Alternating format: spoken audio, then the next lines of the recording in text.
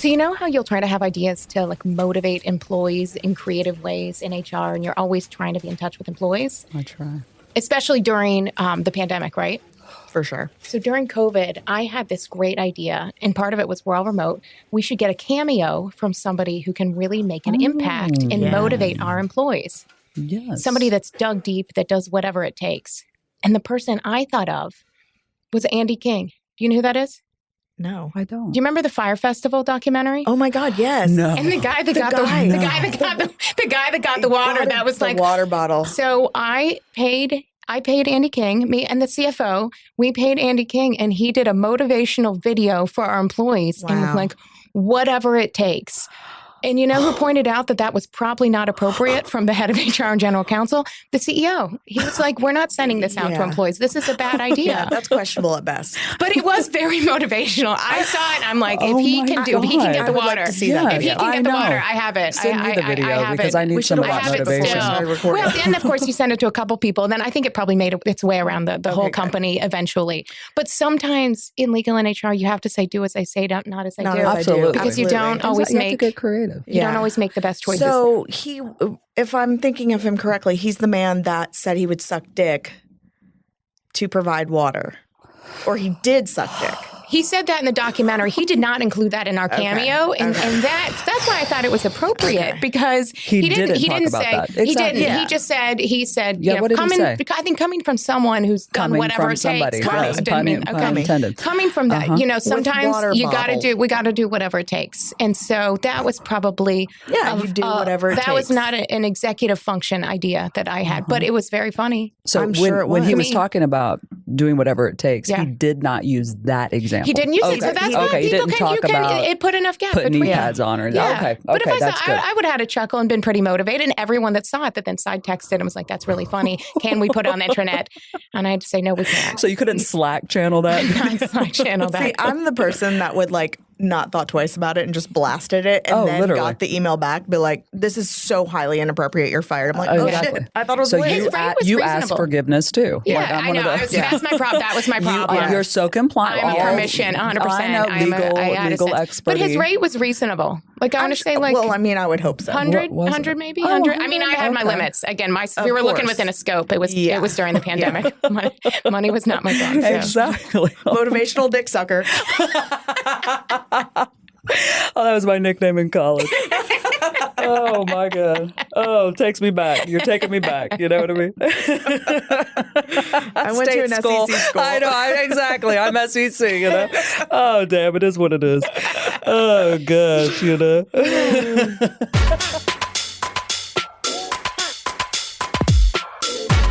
So for the sake of time, let's go ahead and jump to the agenda. Will you kick us off with the agenda for today's meeting? Sure. First on my agenda, I have our cringy corporate speak. Lee, if you want to tackle that one. I'm going to take that. Then let's get to the meat of our meeting for our hot topic, which is going to be conflict with coworkers in the office. Ooh. Jamie, if you're going to want to lead us off there. At the end, why don't we reserve some time for comments or a question? Absolutely. Lee, you got any cringe? I do have a cringe corporate speak. Oh my God. Big girl panties. Oh no. Oh my God. Especially when a male CEO says it. No. Gross. No. Or big boy panties, right? They try and be inclusive. Hashtag DEIB. Yeah. It is so gross. No. Please. No. What if I don't wear panties? Oh, okay. I mean, I'm not she said it. Hey, my DMs are not open. I'm not declaring, but I'm just saying I don't have anything to pull up. You're a big girl in Vizzies. Can we just pull up our big girl panties? Oh my God. But use it in a sentence. Let's hear for those that thankfully have not heard that in the workplace. How do you tend to hear that, Lee, in corporate speak in a sentence? Just like that, right? Like you're in a meeting and it's like someone's over the topic, you know what I mean? And they're just like, they just want the work to get done, right? And then the leader's like, let's just pull up our big girl panties here and, get through it. Oh my God. Gross. I mean, it's awful. So how did the P word get into the workplace? Okay. And you don't hear big boy. I mean, it is like big boy undies. They will. Like, oh my god, yeah, no thanks. Oh, and I have heard that one. I have. Like, let's put our big boy underwear on, or our big girl underwear on. Like they're trying to be PC now by not saying panties. Like oh put on your God. boxer briefs. Oh, exactly. Does it have Batman on them? Right? Oh my God. Put your pull up on. It is because everyone in that meeting is then all of a sudden visualizing probably that leader's putting on women's underwear. And it's awful. It's awful. If I got a complaint that said, I would address that. That needs to be criminal corporate speak. Yes. That should be straight to jail. Felony. Yeah, that's a felony. Easily a misdemeanor. Yeah, that is on that. My face is going to be permanently puckered for this. Ladies, I think we need to pull up our big girl panties. Exactly. Into our topic. I think let's get into this. I already feel very conflicted, and so Jamie, let's talk about conflict among coworkers in the workplace. Conflict in the workplace. So I think all of us in this room right now have definitely had our own conflict in the workplace. If you're a worker. Yeah, if you're a worker, right? Yeah. So I know in my 20 years, I will say that I've been pretty lucky that it's been pretty limited for me because I always say I could literally get along with a stick. I'm pretty agreeable and I don't think I'm difficult to get along with, but there's definitely been periods in my career where there's been people that have felt like everything I did, I was like annoying them or upsetting them. Yeah. You weren't their cup of tea, right? Yeah. You could feel it. So how do y'all handle that? Ashley, I'm all sometimes poorly. Yeah. I mean, how would we handle that? I take it personally. I go run, I cry. Well, and of course, like me as a recovering people pleaser, like there was a part of me probably early in my career where I wanted to make sure the people liked me and I was liked. I don't necessarily care about that as much, but it was almost like early in my career, I wanted to prove to them that I was a good person and they could trust me. But now I'm just like, we need to do work. Exactly. This is our goal. This is our common goal. We both need to work. We're going to be different, but we can also leverage our strengths and work together to hopefully meet at the common goal. Yeah. Yeah. Like it's no longer so personal for you now, or you're not sacrificing yourself now that you've, matured in your career and you're like, it's not worth it. Let's just get this job done so we can go home. And I think that took me a good 10 years. Oh, yeah. I mean, that's quick. Yeah, Lee, what about you? I want to hear what's your conflict? What conflicts have you had? Oh, I'm so glad I'm not a people pleaser. I don't care that you like me or not. That has helped. All right. So pro tip, become, jot that down. I know, write that down. Yeah. Become a recovering people pleaser because you will never feel success in the workplace. Full stop. If you are a people pleaser, like the end. Yeah. But I'll tell you, I can count like Jamie, I can count on one hand. I can think of three, like really quickly where I've had conflict in the workplace. And I'll tell you, you asked Jamie, any tips, to get through a conflict with a coworker. And then there's two. I'm already laughing. This is like my real laugh here. I'm just thinking about how ridiculous I was. But go back and listen to the prior episodes for Lee's fake laugh. I know, but I almost snorted. I'm trying not to snort into the microphone because I'm laughing at myself, right? But I remember this one time I had a plant manager and, we were kind of getting into it. Right. And what happened was, and again, this isn't underprivileged or pick whatever legal term. I can share this without names, but, I'll tell you that he went off and he terminated somebody without involving me or my HR team. Why? Oh my gosh. Like HR kiss of death. Do not ever do that. Right. If you're a leader, my panties just got in the wad. Oh, okay. Oh my God. Pick it. Oh my God. But like literally like destroyed me. I'm over here like, what? A salaried employee, no less.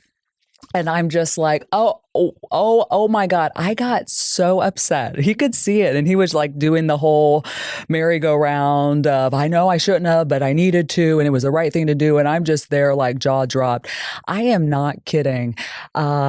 I said something like, I am so disappointed in you. And I had to stand up. I did. Oh my God, why did I kids just hate that feel? one. Oh, I know. Yeah. I just Because felt I'll tell you, I don't shamed. yell. I don't yell. Like, this is like my legit real voice. I apologize. But I don't yell. Like, what I think has always been scarier, and it's just how I've always been, like literally since I was a little girl with my big girl panties, was that, what I'd love to do is low and slow. Like, you know what I mean? That's what scares people more, just FYI. Extreme control of yourself by just talking slow and a piercing HR gaze, right? So it's like, I am so disappointed in you. And I almost said I was disgusted, right? But I didn't want to make it like that, like Right. crazy. You had to pick your D word. Oh, yeah, I had to pick the D, right? And so literally You're what a I dick. did, I wanted to so bad. And he was, oh my Right, God, right. like major dick. Oh. And then what I did, y'all, I'm not even kidding. I stood up. This was like, You're tall, at least tall. and I'm 5'11", so it's even more standy than most people, right? It's Yeah, Ashley and I would be little Yeah. I'd be on, 5-foot meatballs. I'd be on Jamie's shoulders and with the trench coat, sticking my head up. But no shit, I stood up and I walked out. Oh my God. Because I needed to stay Well, yeah. employed that day. Okay. I was like, I cannot risk Take it a all for this breather. person. Yeah. So a wonderful pro tip, right? If you're experiencing conflict in the workplace, try not to personalize it as much as possible. You will lose every Yeah. time, right? If And you then get you'll out look of like control, the crazy. you will. Yep. You'll look Yeah. like the crazy, right? Another time I'd love to highlight with you quickly was, again, another plant manager. Is there a theme with ops folks? I wonder. But I was in a meeting with him with like the big guy, right? The GM, right? And the ops leader throws me under the bus. Like literally flat out lies. I hate bus thrower underers. Yeah. Like, The can we worst. just, they're the Point. worst. Yeah, I real quick, never do real that to quick. people. It's so lame. It is so gross it's to me. sad. It is sad. It's pathetic, is what it is. All right, it is absolutely pathetic. Oh man, you can tell I'm getting heightened here. Yeah, your I'm blood starting is to low and sweat. slow, babe, It's low and boy- slow. Oh my God, low and slow. But he threw me under the bus in the meeting. The GM walks out because it's the end of the meeting. Still a whole table of people are there, and I look at him, and I was so pissed off. Again, I stand up, I walk out, but when I walked out, I like grunted. I went like very guttural. I growled like an animal. I was like so angry. I was like, I had to stay employed. Now, mind you, you can say anything once, at least once in the workplace. Pro tip, just facts. But I can didn't. think I of some didn't. exceptions. I Lawyer know. Ashley has. You could say it at least once, but then you ain't gonna have that job again. You know what I'm saying? You can say anything one time in the workplace. But it's like, let me not stoop down to this bus thrower under his level. But no shit, I growled like a wild animal walking out. Yeah. I mean, so if you ever need, just let it out, but like don't say anything so you can remain Right. employed. Right. So that's my little cheeky thing. They can't put it in a disciplinary form because no They one knows how can't, to no. spell the grunt. She grunted. Like a What do you feral mean? animal. What do you mean? No one will. You can't quote that. Yeah, you can't quote that. What do you say? Guttural noise Yeah. emitted from HR leader? Like what do you put there Right. like in a deposition? I mean, it's kind of funny to hear how like HR. I mean, HR definitely has conflict. And each of us, I think, have been in situations where, like, I in my career, I mean, I started out, I worked at Subway, I worked at Kmart, electronics department, and I worked in kind of all of those levels of the corporate ladder. And so I've been in that position where you're junior, and sometimes it can be really hard when you have to make these choices. But what exactly? What am I going to do, or who's going to believe me? And I think some of that conflict sometimes can be like to James' point, like the person, like for whatever reason, is just waiting for you to fuck up, or just is like Absolutely. just is like diminishes you and views you with suspicion. And so I remember when I was a junior attorney, and I was asked to do something again, like a non-billable fill in to play the role of like opposing counsel for this mock argument. Well, me who like dreamed of being a playwright, all this, oh my God, sign me up. So excited until this guy called me and said, who was playing the other person, said, this is a real thing I'm preparing for, so don't half-ass it. And so motivating. But I was so mad. And so I hung up. And then I thought of my retort real quick, and I called back and I said, everything I do, I full ass. And then hung up, which I'm glad about because often I don't think about it till too long. Exactly. And then if you call back, it's too, it was short enough time. Okay. That's but I good. remember I appreciate I was that. so pissed off That's because good. I'm like, first of all, again, every freaking thing I do. I over prepare. I'm anxious. I am my own worst enemy at like, oh, I'm going to jack this up. And so I was so irritated at that. And that's the way you approach things. And so I remember, ooh, did I prepare for that? I mean, it was like going to argue at the Supreme Court at this little fake preparation thing. Right. About, it's a mock. 100% mock, literal mock. And I not for Ashley. No. I won. She blasted. I won. Frickin' Scalia over here. 100%. I was so pissed. But like from that aspect, sometimes as employees, and again, you have to decide, sometimes you have to make these choices. And there's times that you're like, God, I can't say this because if I do that, even though I'm in the right, they're going to come for me and this person's going to portray it. And so know that amongst this podcast in particular, you have friends who know what it's like to have to bite your tongue and have those thoughts. And so we got you.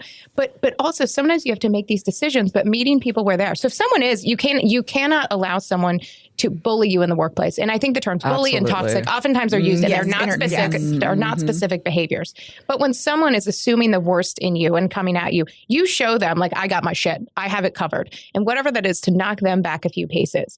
But so some of it is if you are individually trying to go through this conflict is like, how can I address this that I can sleep at night? And sometimes that's addressing it with that person. Sometimes it's having your friends and you're like, listen to what this asshole did and getting that out some ways. But sometimes as HR, the conflict that people will say, like HR, people, when I do videos, people are like, no one ever talks that way. And I'm like, I'm happy to introduce people I've had these conversations with frequently. Yeah. But one thing that took me a long time to learn, I say a lot of times, like as you say, like it took me 10 years. It took me a long time to figure out how to have my voice. And so it can be really challenging to, as you talk about, just like anything, meeting people where they are. As I said, if you're individually of conflict, thinking about where that person is, how you can brush them back a little bit. But if you're trying to make an influence to people above you or for leadership, it is sometimes thinking about it. And so what their interest is. And I like when it comes to things like policies or like this is the right thing, wrong thing, sometimes it is meeting with people where they are. As a lawyer, I do have the benefit of times being bad cop and saying this is how things can this is how things can play out. Again, I don't like that approach. There's a reason I like HR a lot more, but the invisible conversations, and I'm sure we'll talk about, we could spend episodes and episodes about this, but when you feel like there's conflict, sometimes this is how you plant that flag and how you have that conversation. So for leadership, if you feel like something's going to be conflict, which it can be really hard to speak up and have that voice, but sometimes it's saying things like, I wouldn't be doing my job if I didn't bring this up. Or I'm saying this because this is the company's interest. And sometimes it's, I'm going to tell you what advice, and you can, obviously it's your choice. It's sometimes it's your company. You can choose what to do, but I want to give you a perspective of things to think about and getting that. So sometimes avoiding that conflict is by planting that flag and showing, like, hey, this makes sense. And, please don't be an asshole. But so, I don't know. I just think meeting people where they are can be a lot easier said than done, but it's important. Well, you said something really interesting there. And, I think, no. Thank you. But I think that, we can all choose to reframe something. And what I mean by that is perspective. So, when somebody puts me down, which could happen on social or whatever, I see an ugly comment or whatever, my face is too big or whatever. What's so interesting is I've gotten to a point, and this does happen in the workplace as well. I get to a point to where I don't internalize that bullying or that negativity or that conflict per se. What I do is I actually feel embarrassment for them. Like I feel sorry for their brand and that they're putting something out there like that. Like I totally have reframed that to where, God, they must feel so threatened by me. And that's a them problem. That's not a me problem. So there are some air quotes conflicts in the workplace where I won't even address because that's their personal issue with their therapist. Like literally, you know what I mean? You don't have to get into everything, right? To your point on, some people are out to get you. Hell yeah, they are. Some people want your job, your position, they wish they had your reputation, your brand, your expertise, you name it, right? Because the workplace is just like the real life, right? I mean, it's people, they're bringing their whole selves here, their insecurities, their strengths, right? But reframing that sometimes and then giving grace to that, like, God, like they must have had a rough childhood. Man, they must have had a rough previous employment experience, being right? Empathetic to that. I literally do that. And I try to not internalize their insecurity and their issue. And I think a lot of times we blame ourselves if someone doesn't like us. No, fuck that. It's not a you issue. It's a them issue a lot of times. Now, we all mess up, right? And hey, fall on the sword and apologize if you did something, right? A real apology. Yeah, I'm a real sorry you were authentic offended. one. No. Yes. But other times, reframe that and God, how can I help that person go through whatever they're going through? Like, I actually legit feel sorry for people that, send me ugly comments or say ugly things about me, because it's like, oh, I couldn't imagine putting that type of negativity out in the world like that. Yeah. Yeah. It's like, what's going on with you? Yeah. You good, boo? I remember once when talking to someone who was really upset because they had gotten into a chat that colleagues were in, and this was the manager, and saw the ways they were talking about them. Oh, that's so ugly. It was so ugly, and it was really ugly things. Hurtful. Totally hurtful. And they were newer to the workplace, but that's certainly not an excuse. But I remember talking to that leader and saying, okay, but how do you want to address this? Because like fire them all. And insubordination, which is not my favorite word. Yeah. But sometimes I said, okay, but these are the things they're saying about you. What if you flip that? And so I ended up working with them and had a conversation with them individually and with the group, and said, literally reframing it and saying, in many workplaces, you would literally be fired. And I encourage you to go back and read these things as I read them and think about seeing people talk about you that way. Yeah. But what that also says to me is you have all these thoughts and you've never brought them to me. Mm-hmm. So what I want to do is reset this relationship and hope you use this as a learning opportunity. And let's talk about, I literally have talking points for this situation, and say, it's very easy to go around shit talking your boss. And in some ways it's kind of like the camaraderie of the workplace and like the boss and this, but it becomes really unhealthy when it is everybody bitching and nobody doing anything about it. And there's reasons why people might not, but in that situation, having leaders that did that and reset it. And it was like the cold sweat, I think, of these people that were caught, and realized very truly 97%, statistically speaking, of managers would fire them in that situation. But that leader ended up using that and had really productive relationships with people. And I said, because they're calling you an asshole. But so what if you show them, I actually have this grace, and I, at my career, probably did stupid shit as well, and reframe it in that aspect. And so sometimes it's having that. Again, that's a lot easier said than done. But sometimes managing Jamie, I'm curious, when you're talking to managers that have that conflict, frequently people say everyone doesn't have to be best friends. Yep. But that's a talking point. But you also can't have ongoing conflict in the workplace. No, you can't. And so I think a starting point to when you have like conflict between two employees, and this is where it's interesting, right? So can only count on one hand how many times I've had conflict with someone, but HR, we've dealt with conflict amongst coworkers, managers, supervisors our entire time. So we've always had conflict that we're having to deal with, right? And we're putting out those fires.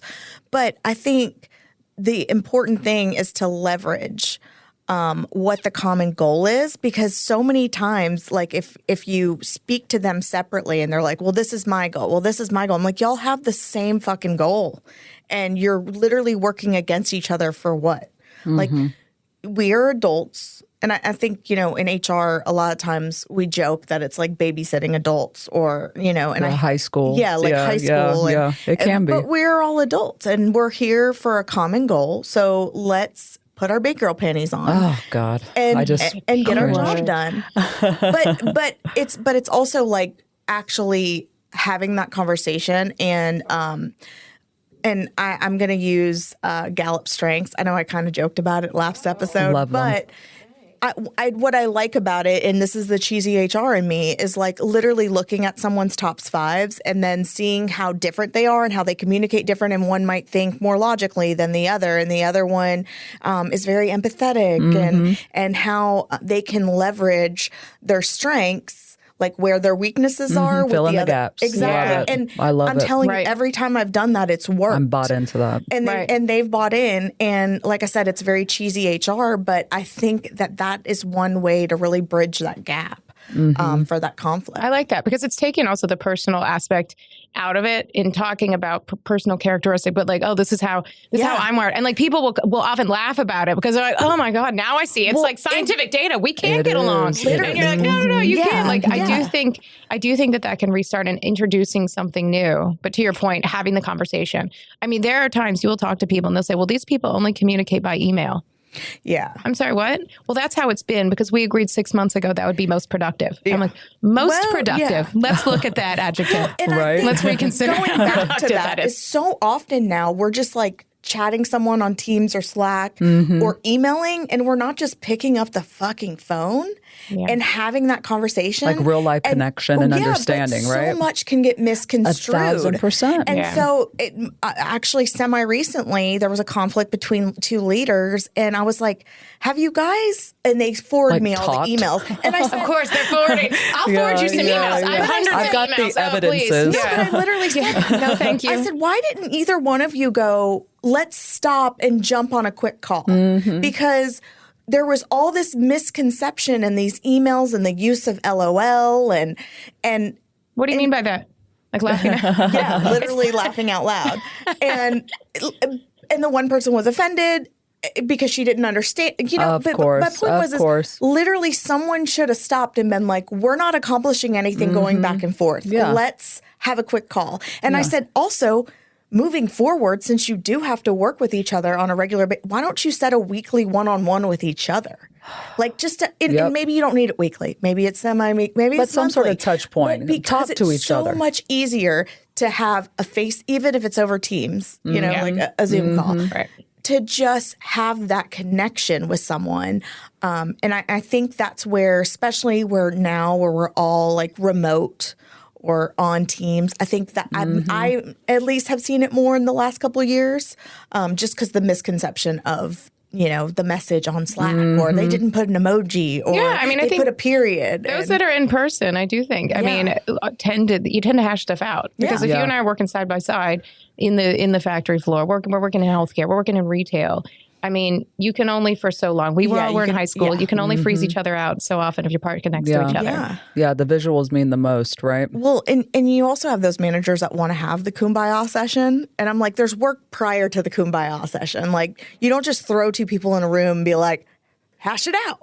Like, there's work. Fight to the death. Yeah, there's like work prior to that. And I know managers who want to do the kumbaya session. Like, well, we're just going to get them both in a room. Exactly. And I'm like, Yeah. it doesn't, you can't do, nothing will be solved. Right. Like, there's pre-work to this, unfortunately. Yeah. But I think the value is absolutely in keeping people connected, getting people connected, having them have actual connection, conversation, focus on communications, right? I mean, that's a lot of the ways that we can work through conflict in the workplace, right? I like it. Can we agree to that? Yes. We can all Here, I'm here. aligned. I know, aligned. We aligned. have alignment. We've pulled up our big girl panties in this conversation. I absolutely love it. completely I know. cringed. I feel like zen now. I feel at peace, no conflict whatsoever. All right. So for the sake of time, I do know that we have a hard stop. And so a little Q&C, a little questions and comments. Does anyone have a question or a comment?